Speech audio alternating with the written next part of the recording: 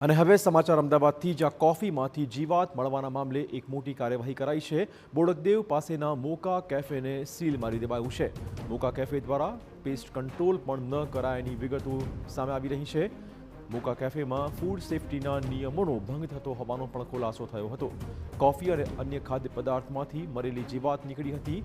એએમસીની ટીમે આખરી કાર્યવાહી ન કરી માત્ર કેફેને સીલ મારીને સંતોષ માન્યો છે। ગ્રાહકોના આરોગ્ય સાથે ચેડા કરતા રેસ્ટોરન્ટ માલિકો સામે હવે લોકોમાં રોષનો માહોલ જોવા મળી રહ્યો છે।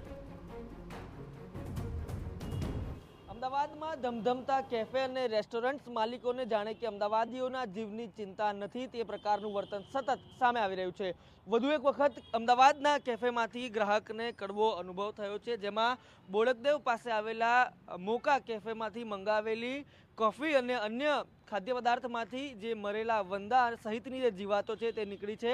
ફરિયાદ મળતાની સાથે કોર્પોરેશન સતર્ક તો થયું છે, સીલ તો માર્યું છે, નોટિસ તો મારી છે, પરંતુ અમદાવાદ મ્યુનિસિપલ કોર્પોરેશનની ટીમ શું માત્ર નોટિસ અને સીલ મારીને સંતોષ માને છે તે એક ગંભીર સવાલ છે, કેમ કે આ પ્રકારના પ્રશ્નો વારંવાર સામે આવતા હોય છે। એક બે નહીં પરંતુ અનેક જીવાતો છે તે આ ગઈકાલે સામે આવેલી ઘટનામાંથી દેખાઈ આવે છે, પરંતુ ત્યાર સુધી નિર્દોષ ગ્રાહકોના જીવ સાથે આ પ્રકારે ચેડા થતા રહેશે। કેફે મોકાની ખાસ વાત કરવામાં આવે તો જે સર્ટિફિકેટ હતા તે પણ રદ થઈ ગયેલા હતા, પૂર્ણ થઈ ગયેલા હતા, ચાહે ફૂડ સેફ્ટીની વાત હોય કે પછી એ પેસ્ટ કંટ્રોલની વાત હોય, આ તમામ બાબતોને લઈને સતત ગ્રાહકોના જીવ સાથે ચેડા કરવાની વાત છે તે સામે આવી રહી છે। ત્યારે હવે બાકીના કેફે સામે કયા પ્રકારની કાર્યવાહી કરવામાં આવે છે તેને લઈને પણ એક સવાલ ઊભા થયા છે। કેમેરા પર્સન ઇમરાન શેખ સાથે રોનક વર્મા, TV9 અમદાવાદ।